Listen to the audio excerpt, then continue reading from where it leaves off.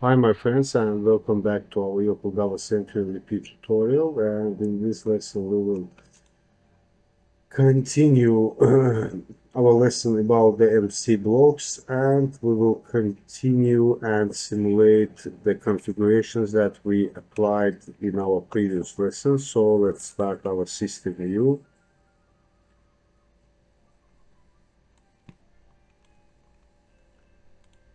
And here let's start our simulator test function.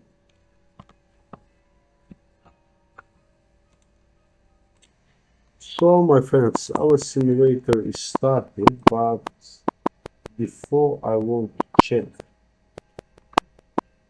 check how our simulator is connected.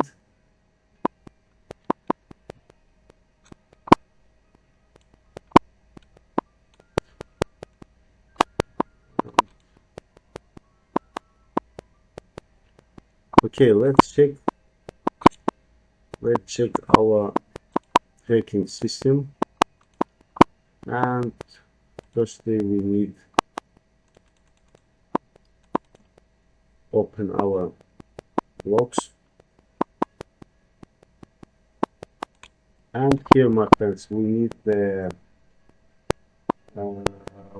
to open our valve faceplate, then our open faceplate, sorry, open faceplate.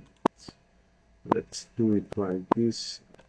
Let's resize this one and open the valve faceplate, then open faceplate, closed faceplate, and also we need the tracking TCI faceplate, this one.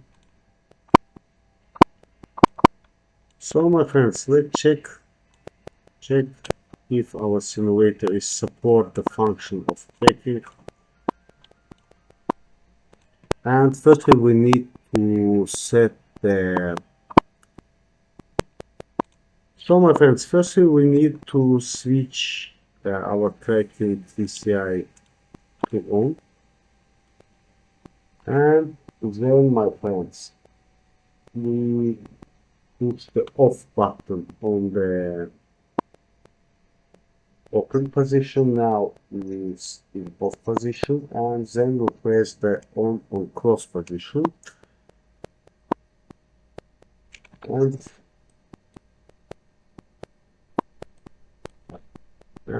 first valve is in close position now. Okay, let's do it like this. Press open, cannot operate in the current mode. Okay, let's switch this one and this one, and what happened? It stayed in off position. Now let's switch it to off and press the close button. Now open, and now press again.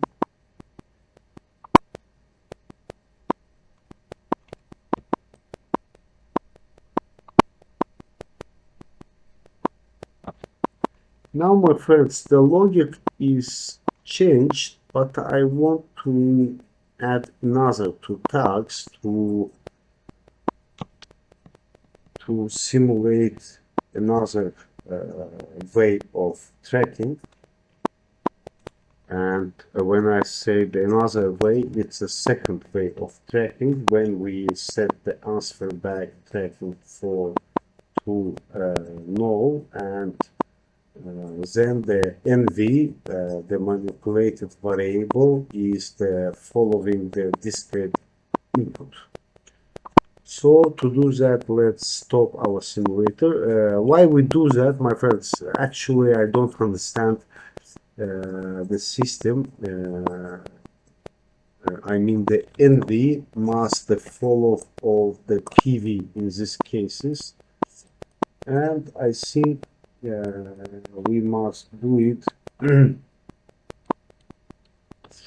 We must do it like this. Let's do it again. Okay, off and close. And now PV and on V. And now we switch the to on, and let's MV. Okay, my friends, let's imagine that the close position in 1, and we have also the neutral position here. It must be 0, and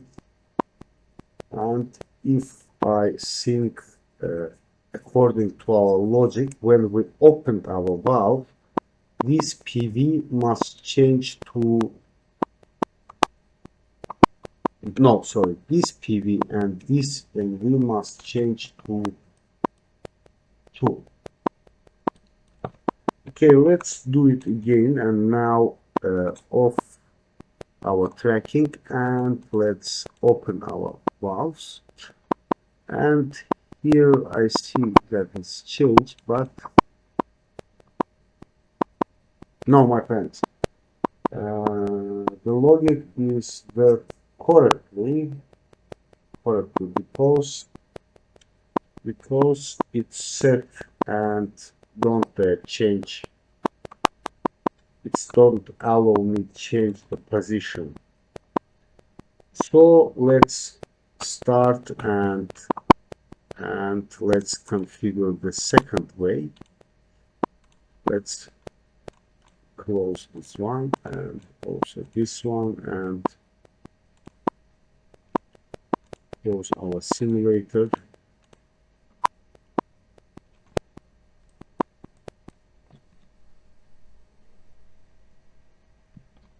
So firstly we need to add 2 tags in our common switch builder, and here we add tag to open and to close.